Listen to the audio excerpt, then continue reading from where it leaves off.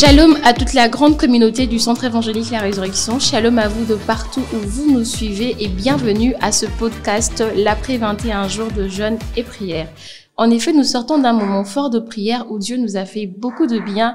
Nous avons vu de forteresses être tombées et de chaînes brisées. Et pour cela, nous remercions le Seigneur.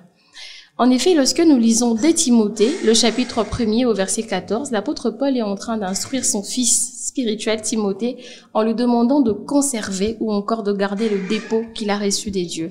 C'en est une chose que de recevoir des choses et une toute autre de pouvoir garder et bien conserver ce que nous avons reçu afin de le fructifier. Puisque conserver est important, on en parle aujourd'hui dans ce podcast. Je ne suis pas seule, je suis accompagnée de la servante de Dieu, Nicole Mbukapindu, de la sœur Grace Kawadi et du frère Eli Mena. Bonjour à vous. Bonjour Sarah. Alors, comment vous allez aujourd'hui? Ça va. Et toi? Ouais, ça va. J'aurais bien voulu faire la maestro pour vous recevoir, mais j'ai pas travaillé ma voix il y a quelques semaines. Non, laisse tomber. C'est Voilà, bon. épargne de tout ça. Non, voilà, je vous assure que je me suis On sait que tu as une améliorée. belle voix, mais 21 jours, pardon, s'il te plaît. Bon, Conserve ta voix. il y a beaucoup de projets dans le cœur de l'homme, mais seul le destin éternel s'accomplit, vous l'aurez remarqué. C'est la saison des nouvelles choses, mais je n'ai pas le droit d'avoir. Ça, c'est pas ta saison. La musique, c'est pas ta saison. Bon, on passera à autre chose, c'est mieux. Alors, on sort d'un moment fort de prière. Et j'aimerais savoir comment ça s'est passé chez vous, en fait, maman Nicole, les occupations que vous avez, Grâce, les études, Ellie, le travail, moi, ma vie. Sans compter qu'on est tous aux médias et l'équipe de production travaille d'arrache-pied. Alors, comment ça se passe de votre côté? Eh ben, sinon, ça s'est très bien passé par la grâce de Dieu. La première semaine, je n'étais pas là, mais les 2 dernières semaines, j'étais là. Nous avons servi Dieu avec joie, avec empressement et que Dieu soit glorifié. Amen. En tout cas, de mon côté, ça s'est très bien passé. Ok. C'est toujours une affaire de sacrifice. C'est un sacrifice de le faire. Mélanger la vie estudiantine, venir à l'église, servir ou même trouver le temps pour Dieu, c'est des sacrifices. Tout à fait. Oui, en tout c'est comme Grace l'a dit, c'est une vie de sacrifice. Déjà, c'est fatigué à l'idée de savoir que ça va passer 21 jours de la présence de Dieu, venir tous les jours. Mais bon, Dieu nous a soutenus, hein? On l'a fait. Amen. On l'a fait. Ben, c'est passé. On l'a fait, c'est passé. Mais en fait, c'est agréable d'entendre ça. Ça veut dire que malgré toutes les occupations, on peut toujours placer Dieu au centre. On peut toujours trouver du temps pour le Seigneur. Et donc, si vous n'étiez pas là, vous n'avez pas d'excuses, en tout cas. Vous n'avez pas d'excuses. Rattrapez-vous l'année prochaine. On ne sait pas quand, mais en tout cas, vous n'avez pas d'excuses. En fait, en tant qu'être humain, on est très souvent émotive. On aime ressentir les choses, les voir, etc. Et on peut avoir l'impression d'avoir été dans un culte, mais de n'avoir rien reçu. Pourquoi? Parce que l'orateur a dit, par exemple, qu'il y a 5 personnes où l'onction, on va voir des personnes vont tomber, etc. Mais nous, on est là, voilà, on a l'impression que c'était pour les autres, c'était pas pour nous. Et vraiment, qu'est-ce qui peut nous permettre d'être sûrs qu'après ces 21 jours, nous avons réellement reçu des choses? Ok, moi je pense que premièrement, il y a un élément de base qui est la foi. Ok. La Bible dit, c'est par la foi que nous reconnaissons que le monde a été formé par la parole, en sorte que ce qu'on ne voit pas n'a pas été fait des choses qu'on voit, des choses visibles. Donc, pour dire que le visible vient de l'invisible. Ok. Donc, la foi. Donc, c'est ce qui me pousse à croire que je ne suis pas sortie de ces 21 jours vides. Ça, c'est un aspect. Le deuxième aspect, c'est l'aspect des instructions. Ok. Donc, je sors de ces 21 jours avec des instructions reçues de la part de Dieu. Et comme je peux donner un exemple, avec le docteur Don-Yves, j'ai reçu une recommandation de la part du Seigneur de m'acheter une nouvelle Bible. Pour une nouvelle compréhension de la parole de Dieu. Donc, du coup, j'ai la foi, mais aussi je sors avec des instructions et c'est la mise en pratique de ces instructions qui fera réellement que je vive la saison de nouvelles choses. Alléluia. Donc, vous mettez déjà ces paroles. Oui, déjà. T'inquiète. On n'attend pas, en tout cas. Ouais. Je me demande si Grâce a aussi l'intention d'acheter une Bible. Oui, j'ai l'intention d'acheter une nouvelle Bible. Donc, je ne suis pas la seule. Voilà. Vous n'êtes pas la seule, en tout cas. Parce que généralement, moi, ce que je fais, c'est que quand j'achète une nouvelle Bible, je change de version. Et donc, j'ai déjà lu les versions que j'ai et cette fois, je dois acheter une nouvelle Bible. Second 21. Tous ceux qui vont acheter Second 21 comme moi, Ça fait une team, en fait. Oui, ça fait une team. Ok.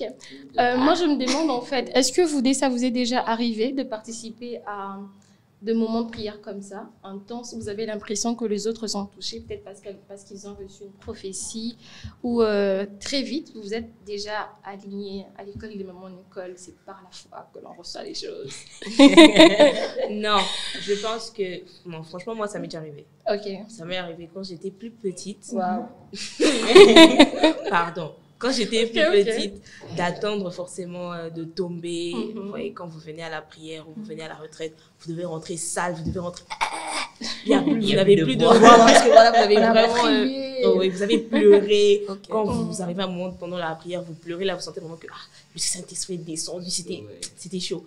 Mais en fait, en grandissant avec le Seigneur, on se rend compte que le Seigneur parle tantôt d'une manière, tantôt d'une autre. Et comme j'aime le dire, c'est comme quand on va à l'école. Chacun va avec un certain bagage venant de la maison ou peut-être du cycle inférieur, du cycle précédent, je voulais dire. Et quand on arrive, il y a des choses qu'on entend, on connaît déjà, mais il y a d'autres qu'on entend, c'est des nouvelles choses. Et c'est avec ça qu'on avance. C'est pareil aussi avec l'Église. Parfois, on vient et le pasteur dit quelque chose ou cite un verset, on le connaissait déjà. Mais parfois, il dit un principe qu'on ne connaissait pas. Et peut-être c'est ce principe-là dont tu avais besoin pour ton entreprise, pour tes affaires. Et donc, pourquoi tu veux forcément tomber ? Prends le principe, utilise-le, mets en pratique. C'est ça ce que l'Éternel t'a dit. Ok. Alors, c'est par contre moi, si je m'attardais à ce qu'il y ait des sensations et tout ce qui va avec, je serais l'homme le plus malheureux. Oh, t'es jamais tombé. Jamais tombé, jamais senti, je ne sais pas moi quoi là. Mais, dommage. C'est en observant. Tu sais pas, ça fait quoi de tomber? Franchement, on te dira à la fin. Cherche-nous. Cherche-moi à la fin. À la fin, je vais me chercher. Mais en fait, quand j'observe la nature on m'instruit en ce sens que tous les fruits ne se produisent pas de la même manière. Vous savez, quand on observe par exemple l'avocatier, lui, il prend du temps. Vous pouvez s'aimer un noyau d'avocat et prendre peut-être 5 ans pour récolter le fruit. Mais par contre, les tomates et tout ce qui va avec, ça peut prendre de semaines, voyez un peu. Donc, croyez juste à la parole que vous avez reçue pendant ces moments de prière et croyez aussi que vous êtes la bonne terre. Donc, certainement, vous allez avoir des fruits. Mais après, ce n'est pas question de sentir quoi que ce soit. Ok. Good. Et donc, même si vous n'êtes pas tombé pendant les séminaires, vous n'avez rien ressenti. Si vous êtes de la team Ellie, en tout cas, rassurez-vous que vous avez forcément reçu quelque chose. Exactement. Alors, puisqu'on a reçu des choses et qu'on s'engage à les conserver, quelle serait vraiment notre responsabilité, en fait, pour mieux conserver toutes ces choses que nous avons reçues? Ok, j'aime bien ce mot « responsabilité ». Alors, la responsabilité de Dieu, c'est d'amener la nouvelle saison. Ok. Mais moi, j'ai une responsabilité de pouvoir, premièrement, je parlerai de la discipline personnelle. Ok. Alors, cette saison nous exige une discipline personnelle, et cela dans plusieurs domaines de nos vies. Je n'aimerais pas trop entrer dans les détails. Ça, c'est un aspect. Un autre aspect, c'est le fait de maintenir la soif et la faim de Dieu. Ok. Parce que ce sont ces deux éléments qui vont vous pousser à chercher Dieu. Parce qu'on nous a dit que l'année 2025 sera une année de prière. Donc, cela est alimenté par la soif et la faim de Dieu. Et c'est cette faim-là qui me pousse à chercher Dieu. C'est là que je mentionnerai la vie de sacrifice. Dans la vie de sacrifice, je vois la vie de prière. C'est vrai qu'en tant qu'enfant de Dieu, on se dit qu'on prie déjà. Mais je crois que quand Dieu veut te changer de saison, ça t'amène aussi à changer ta manière de prier. C'est ainsi quand certainement Élie, Sarah et Grâce donneront plus de détails. Mais je vous encouragerai à chercher même une équipe. Donc, j'espère que vous ne serez pas victime. Quand moi j'ai été victime, je suis tombée sur des faux frères, des fausses sœurs qui ont voulu me dérouter du Seigneur à l'église. Donc, je prie que par la grâce de Dieu, que vous soyez en mesure de cibler un groupe des frères, des bien-aimés qui pourront vous aider dans cette vie de sacrifice, dans cette vie de prière. T'en penses quoi, Grâce? Je pense qu'effectivement, la responsabilité de l'outre, notre responsabilité à nous, c'est de prier. Mais par exemple, par rapport à ce que maman Nicole a dit, il se peut que vous êtes venu pour la première fois à l'église pendant les 21 jours et vous ne connaissez personne. Vous ne savez pas à qui vous accrocher. Et vous ne savez pas, en fait, quel est le bon groupe. Vous ne savez pas c'est qui les faux frères, vous ne savez pas c'est qui les fausses sœurs. Ce que moi, je recommanderais, c'est de prier déjà personnellement, mais aussi de rester attaché à l'église. Tout à fait. De rester attaché à l'église, de continuer de venir à l'église. Si vous avez le temps pendant la semaine, venez. Parce que ça peut être très confus au début de votre marche avec le Seigneur, d'essayer d'entendre la voix du Saint-Esprit par la bouche des autres. Ça risque d'être compliqué pour vous par la suite. Alors, c'est vraiment bien de s'attacher au Seigneur, mais aussi d'avoir une vie, de créer une relation avec Dieu, une relation personnelle. Donc, méditez votre Bible. Méditez votre Bible, achetez si vous n'en avez pas. Méditez votre Bible, mais priez avec le Seigneur. Pour le temps de prière, en tout cas, commencez lentement, commencez doucement. 5 minutes, 10 minutes. Mais déjà, créez cette relation-là avec le Seigneur. Et c'est étape par étape, jour après jour, que vous saurez comment reconnaître la voix de Dieu et que voilà, vous serez en train d'assumer votre responsabilité. Et par ce que tu viens de dire, moi je pense que je dois aussi évoquer ces Tout à fait, aspects de vas-y. choses. C'est la prise de conscience. Tu sais, c'est un élément très important. Tu dois connaître tes limites, savoir que non, je n'arrive pas à prier par exemple 5 heures du temps comme les autres ou 1 heure comme mon Nicole. Mais au moins, je veux cette vie de prière. Alors, il faut savoir comment créer une habitude. Donc, ne cherchez pas à commencer comme mon Nicole à 1 heure. Non, cherche peut-être 5 minutes, 10 minutes par jour. Ouais, ça, je pense que ça va toujours nous aider à maintenir cette flamme que nous avons reçue pendant ces 21 jours. Exactement. Et je pense aussi que c'est important que chacun d'entre nous se dise que c'est ma responsabilité de croître, en fait. Comme maman Nicole l'a dit, Dieu fait sa part, mais nous aussi, nous faisons notre part. Donc, c'est de votre responsabilité. Et même quand elle disait de trouver des personnes avec qui on peut prier, c'est très important parce que quelquefois, on connaît nos limites, mais après, on est assis tranquillement chez nous à la maison, on attend que quelqu'un vienne frapper à la porte. Ok, tu as besoin de prière? Non, personne ne viendra frapper. C'est vrai que Dieu peut envoyer des gens, quelqu'un peut venir. Quelqu'un comme avec Philippe. Hein? C'est ta responsabilité, personne ne viendra. Dieu peut envoyer quand même une personne, mais c'est à toi aussi d'accepter. Ah, ça aussi. Exactement, mais c'est vraiment important en fait de ne pas se voiler la face. J'arrive pas à prier, j'ai besoin qu'on m'aide, je me fais aider. Et si je ne sais pas avec qui je veux faire confiance, comme Grâce le disait, alors je reste seule d'abord en prière, je fréquente le temple et je sais que le Seigneur fera quelque chose parce que le désir de Dieu, c'est que nous puissions croître en fait. Exactement. Mais en fait, dans ça, je me soulevais un verset. La Bible dit ceci. Quand tu veux prier, entre dans ta chambre. Exactement. Tu vois, vas-y là, il y a le Père qui t'attend dans le lieu secret. Tout à fait. Donc en fait, ne cherche pas d'abord beaucoup de complications, une équipe forcément. Non, mais tu peux carrément entrer dans ta chambre et prier, avoir tes minutes, voilà, définir ton horaire, par exemple 20h à 20h05, 20h10, c'est mon temps de prière. Donc tu vois, tu peux commencer comme ça, le faire le petit pas tous les jours, et puis 1 mois plus tard, 2 mois, tu ne te rendras pas compte du parcours que tu as fait, quoi. Et même, je pense qu'il y a une méthode que beaucoup de gens utilisent. Maman Nicole aussi utilise cette méthode, je sais. Partage. On veut tout savoir. Si tu ne veux pas être déconcentré pendant que tu pries, à tout le temps regarder, combien de minutes je fais, tu peux simplement mettre une musique qui fait par exemple 5 minutes. Exactement. Et tu sais que quand ça s'arrête une fois, j'ai fait 5 minutes. Quand ça fait 2 fois. Hein. Oui, c'est vrai. Alors, vous êtes bénis par maman Nicole, non? Voilà la technique. Il faut mettre une chanson de 59 minutes pour savoir qu'on a fait 1 heure. Maintenant, tu auras la chanson là. On va trouver. Mais en fait, il y a quelque chose que Grâce disait qui est aussi important, de commencer doucement. Ça veut dire qu'on n'est pas en train de courir. Non, parce que quand on fréquente une personne, le fait qu'on prenne du temps avec la personne, c'est naturel en fait. Plus on parle, plus on passe du temps ensemble, plus ce sera beaucoup plus long que d'habitude en fait. Et on a été bénis par l'interview de notre mère, le pasteur Hélène, qui, en parlant de moments difficiles, disait que ce n'est pas parce que nous sommes dans la saison de pluie, on a commencé une saison et qu'on n'est pas encore en train de voir les effets de la saison. Ça ne veut pas dire qu'on n'est pas dans cette saison-là. Et vraiment, en tout cas, nous la saluons et nous honorons la grâce, nous sommes bénis de la voir. Amen. Il faut aussi dire que il y a des personnes, comme on l'avait dit dans l'interview, de challenge qui sont continuels en fait. Mais il y a aussi des personnes, juste après le 21 jours, on a fini, on déclare des bonnes choses parce qu'on sait que ça va arriver effectivement. Mais quand on arrive, malheureusement, on a perdu peut-être son travail. On a été largué en Gouma Gospel. Sans raison en plus. Au téléphone. Maman Nicole. C'est fini. Ça fait mal, hein? Très mal. Mais nous compatissons. Aïe, aïe, aïe.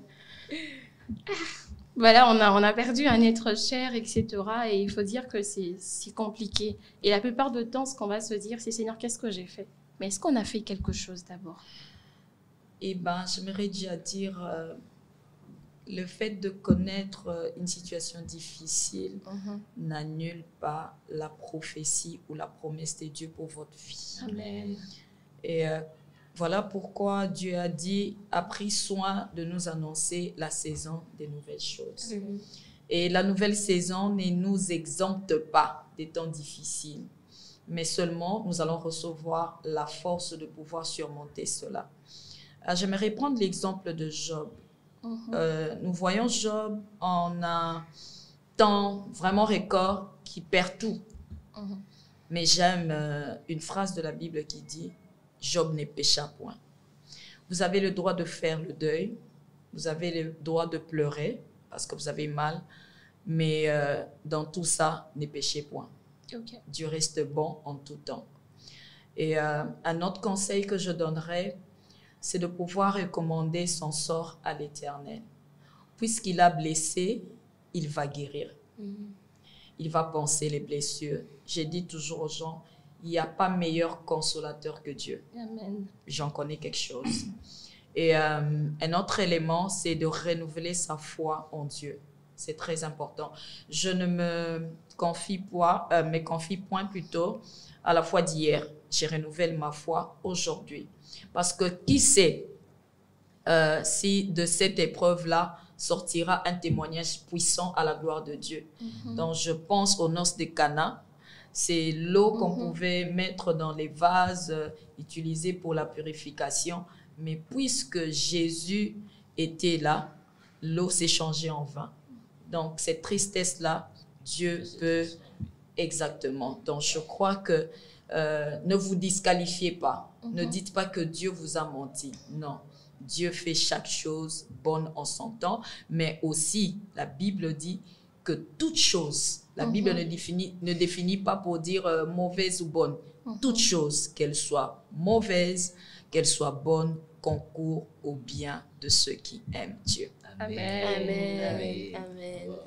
Je sais, pendant qu'elle était en train de dire, il y a une parole qui est venue dans mon esprit. Vous savez, Dieu nous sécurise aussi en nous envoyant sa parole. Il a dit, il est en train de dire à Paul, il a dit, il n'y aura de perte que celle du navire, dans Acte 27. Donc, vous voyez, tout ça, c'est que Dieu, étant maître de temps et des circonstances, il sait que dans 2 semaines, dans 1 mois, tu vas traverser des moments difficiles, très, très compliqués. Alors, il t'envoie déjà la parole pour te sécuriser, tu vois. Alors, c'est à nous de comprendre. C'est à nous, maintenant, la responsabilité nous revient de comprendre ce que Dieu nous a dit. Moi, je me rappelle, il y a quelques années, voilà, Dieu était en train de me dire, ouais, prends courage, tiens bon. Et puis même, j'ai reçu des prophéties comme ça, tu ne mourras pas, tu vivras. Et tout ça, moi, je pense que c'était vraiment la bonne saison où je vais rencontrer des portes ouvertes et tout ça. Mais en tout cas, j'étais tombée malade. Sérieusement malade. J'espère qu'on était venu te rendre visite. Hein? Ok. Et après... On était venu? Non, pas toi. Désolée, c'est qu'on ne te connaissait pas encore. Sincèrement, ton histoire aussi me rappelle la mienne. Donc, l'élévation. C'est ça. Ouf, je perds le boulot. Oh là là. Je n'ai jamais su faire le pont entre les deux. Entre l'élévation et la perte du boulot. Et cela depuis combien d'années?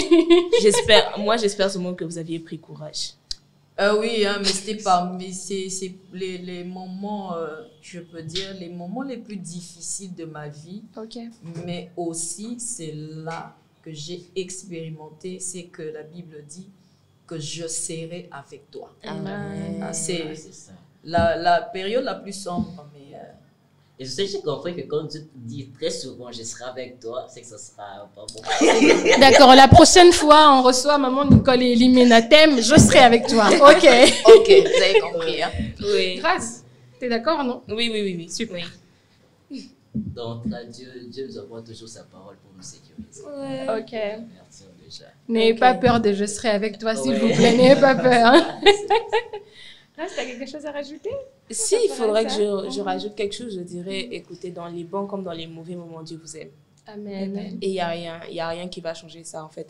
Dites-vous simplement qu'à cause de son amour, peu importe ce par quoi vous pouvez passer, en fait, Dieu va juste vous faire du bien après. Ouais. En tant qu'homme, on ne comprend pas souvent pourquoi tu me fais mal pour après nous penser. Je veux dire, c'est quel comportement ça? Qui fait ça? Pourquoi tu me fais du mal pour après me penser? Mais Dieu, en fait, il travaille en nous. Je pense que toute la vie de l'homme sur la terre, c'est un travail permanent. Parce que voilà, on sait que le perfectionnement, ça sera dans les nuits dans l'éternité avec Dieu.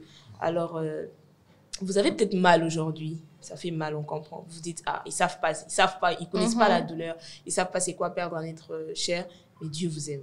Même quand vous avez perdu un être cher, Dieu continue de vous aimer. Et juste à cause de cet amour, il ne va pas vous laisser dans cette situation. Il ne va pas vous laisser. Et comme notre Père a l'habitude de le dire, il n'y a aucune méchanceté en Dieu, il n'y a aucune cruauté en Dieu. Donc, soyez sûrs que le moment difficile n'efface du tout son amour et sa bonté, en fait. Alors, on ne peut pas mettre un vin nouveau dans de vieilles outres. Et on nous a parlé de certains éléments, en fait, qu'il fallait écarter pour notre renouvellement ou encore, enfin, pour que nous soyons utiles. On a parlé de beaucoup de choses, notamment du manque de pardon et du péché, en fait. Alors, quelle est vraiment la nécessité du pardon et de l'abandon du péché dans le processus du renouvellement des outres? Dieu soit béni. La Bible dit dans Isaïe 43, c'est un verset que j'aime bien. Le verset 18, « Ne pensez plus aux événements passés, ni considérez plus ce qui est ancien. Voici, je suis sur le point de faire une chose nouvelle. » Ça, c'est l'Éternel qui est en train de parler. Les événements passés, il y a beaucoup de choses. Dans les événements passés, il y a des déceptions, il y a des injustices subies, il y a des mortifications, il y a beaucoup d'histoires. Mais la saison de nouvelles choses, c'est aussi la saison du pardon. Le pardon est un acte très spirituel. Et comme le docteur Don-Yves nous l'a dit, le manque de pardon est un obstacle à l'exaucement de nos prières.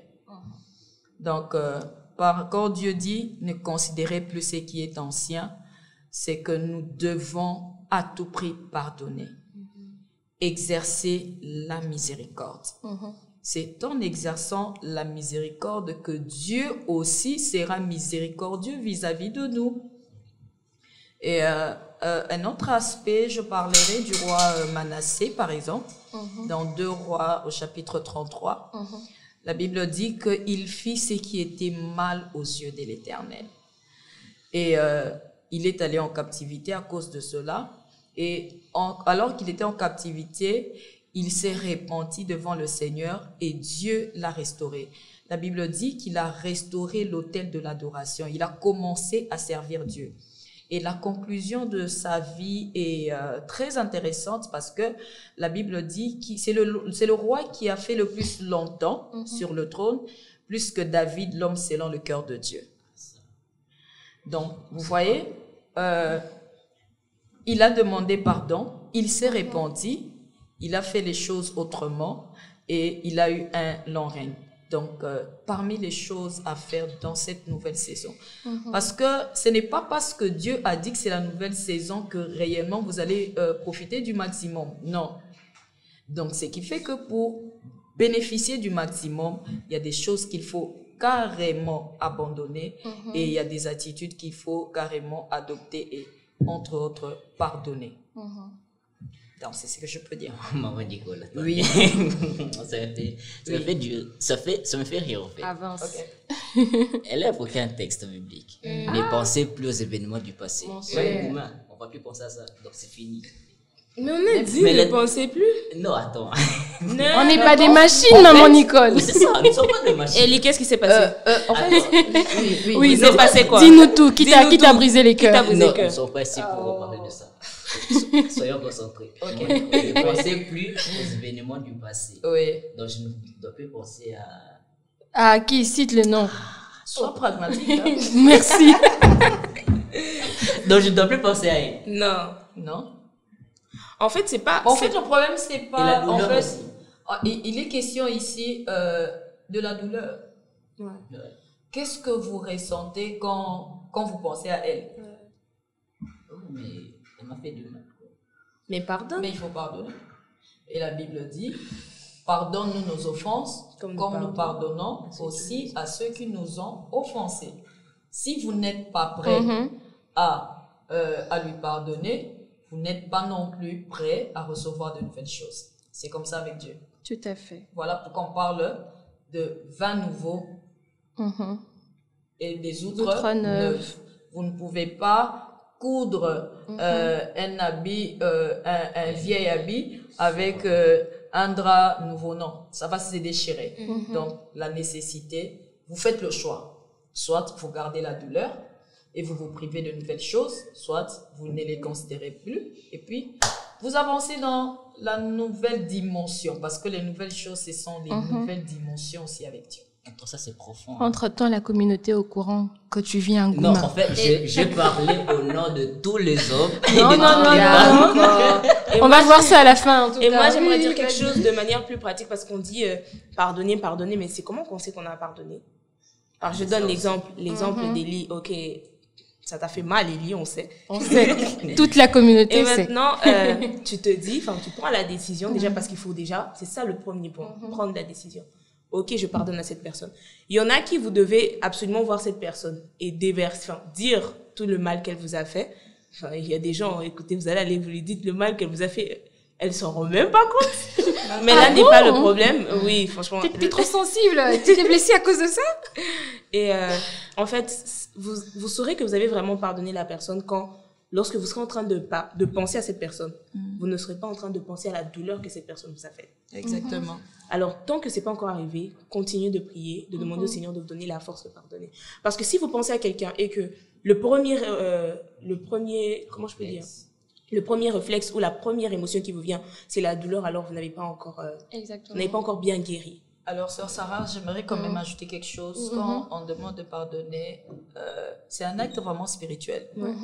Vous avez la possibilité de demander la grâce de Dieu. Exactement. Qu'il vous rende capable de pardonner. Oui, ça c'est très important. Le pardon libère.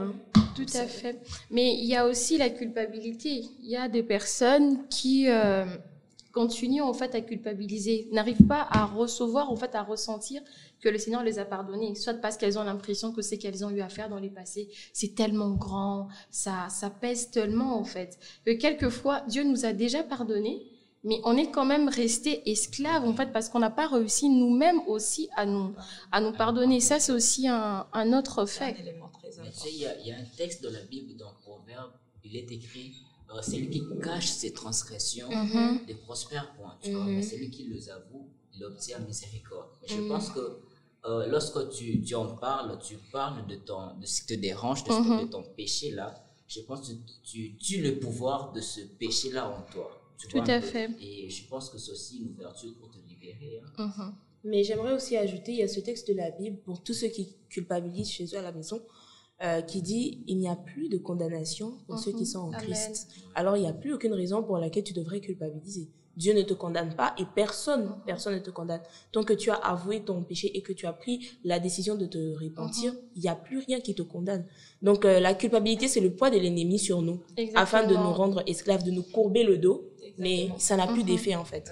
Christ t'a déjà pardonné. Tout à fait. Et sinon, ça voudrait dire qu'on foule aux pieds la grâce que le Seigneur nous accorde en nous pardonnant en fait.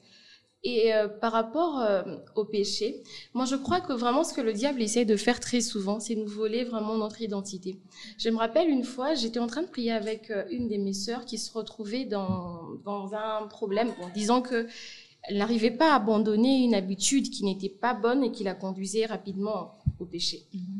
Et on priait, fin de compte, on a fait un long moment, elle ne retombait plus dans ça.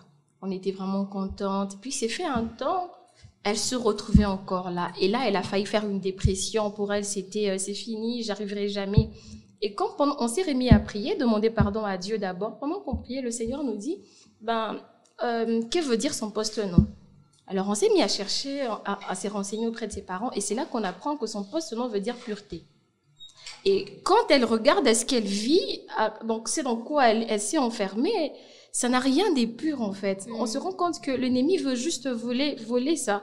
Dès l'instant où elle a pris conscience de ça, elle n'est plus jamais retombée en fait dans le péché. Je crois que quelquefois, c'est vrai que ça se passera peut-être pas de la même manière pour tout le monde, mais c'est vraiment de se dire en fait que c'est à quoi Dieu nous appelle, c'est la sanctification, c'est la pureté en fait, d'avoir ça en tête et de se battre. Quelquefois, c'est le travail aussi de longue haleine. On tombe, on se relève, mais on reste pas tombé parce qu'on sait qu'il faut qu'on tienne debout, car comme Grace l'a dit, il n'y a plus de condamnation en fait. Exactement. Mais surtout, tant que l'on peut, ne péchons pas. Exactement. Ne péchons pas parce que le péché, c'est ouvrir la porte à l'ennemi. Et vous allez dire, Seigneur, t'as dit que je suis dans la nouvelle saison, mais pourquoi il m'arrive pas ça? Non, Seigneur avait déjà libéré tout ce qu'il fallait qu'il arrive, mais le diable est venu comme entre toi et c'est que le Seigneur avait libéré. Exactement. Donc, je pense que le péché te retarde en fait de vivre l'accomplissement. Exactement.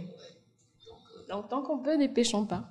Ne péchons pas. La saison de nouvelles choses, les saisons s'imposent à nous. Qu'on le veuille ou non, la saison sèche va arriver, et la saison de pluie, dans notre contexte à nous ici au Congo. Et quelles sont en fait les attitudes qu'il nous faut avoir pendant la saison de nouvelles choses en fait? Oui, nous devons acquérir des nouvelles habitudes. Et j'aime bien ce terme-là, informatique, la mise à jour. Il faut vraiment faire la mise à jour, faire la mise à jour de beaucoup de choses et entre autres par rapport à ce que Dieu vous a dit. Je prends un exemple parce que vous savez, la nouvelle saison, elle est là, elle est déjà là, mais nous devons adopter la posture de cette nouvelle saison. Je prends l'exemple d'Esther. Esther elle a été choisie parmi tant d'autres. Celle qui sera choisie sera l'épouse du roi. Mais on a pris toute une année pour la préparer. Elle avait été préparée pour ça. Toute une année juste pour un défilé, je ne sais pas moi, de quelques heures, quelques minutes. Mais l'impact qu'elle a eu dans les cœurs du roi, bien sûr, hormis la grâce des dieux, c'est les résultats de toute une période de préparation. Alors, elle devait travailler sa beauté. Et j'aime dans tout ça, c'est que quand elle est passée devant le roi, elle n'a pris que ce que Égée, son coach, lui avait demandé. Donc, Égée lui a communiqué en fait les goûts du roi. Et par conséquent, elle avait une posture qui a travaillé en sa faveur. Elle a été choisie reine. Juste pour nous dire que nous avons besoin de mettre à jour c'est tout ce que nous connaissons sur Dieu, même aussi par rapport, comment je peux dire, même sur le plan professionnel, parce que quand on est en train de parler là, la nouvelle saison, c'est dans tous les domaines de la vie. Donc, adopter une posture qui va vous permettre de vous aligner par rapport à ce que Dieu veut faire. Ça c'est un aspect. Je sais que vous aussi, vous avez quelque chose à ajouter. Oui, certainement. Comme elle l'a dit, c'est vrai, on a la grâce de Dieu, mais on ne doit pas non plus se négliger. Tout à fait. On a le Saint-Esprit, ce n'est pas seulement pour le parler en langue, comme David le dit, mais c'est aussi pour qu'il dépose en nous l'esprit d'intelligence. Vous savez, Dieu a déposé à Bessalel l'esprit d'intelligence pour travailler sur toute forme d'ouvrage. Donc, le Saint-Esprit peut aussi nous aider dans ces sens-là. Et je voulais aussi ajouter, quand je parlais de la mise à jour, je vois aussi cet aspect-là du renouvellement de l'intelligence, le changement de mentalité. Et s'il y a un outil qui nous aide à changer, à renouveler notre intelligence, c'est la parole de Dieu. Donc, en cette année, nous devrions devenir amis à la parole de Dieu, la dévorer, méditer sur cela, et le Saint-Esprit va travailler pour changer notre mind, pour changer nos pensées et renouveler notre intelligence. En tout cas, ce que moi, je peux dire par rapport à ça, c'est vraiment de changer les habitudes. Vous savez, parfois, bien sûr, tout ce qu'on a dit ici, c'est très important. Mais parfois, avant d'arriver à tout ça, c'est ton habitude de tous les jours. Je donne un exemple, il y a des gens, ils se réveillent le matin, il ouvre son téléphone pour voir je ne sais pas quoi. Disons-le comme ça. Tu cherches quoi? Je ne sais pas réveil. À ton réveil, tu n'as même pas de Bible dans ton téléphone. Tu cherches quoi? Tu veux voir quoi? Tu veux voir quoi que tu peux pas voir 2 secondes après ou que tu peux pas voir 15 minutes après avoir pris le temps de vraiment penser à comment va se passer ma journée aujourd'hui. En fait, soyons plus intentionnels dans nos activités. Je regarde ce programme, il me sert à quoi? Il y a des programmes qui ne nous servent à rien. C'est pas parce que c'est diffusé, c'est pas parce que chez toi on paye Canal que tu dois regarder tout ce qui se passe. Non, c'est pas parce que tu as accès à TikTok, à YouTube que tu dois te laisser prendre par tout ce qui se passe. Tout n'est pas pour toi. Prends ce qui sera bénéfique. On peut pas vouloir que Dieu nous emmène dans des hauteurs alors que nous on est dans les bassesses. Non, Dieu va tirer vers le haut les personnes qui elles-mêmes se forgent chaque jour.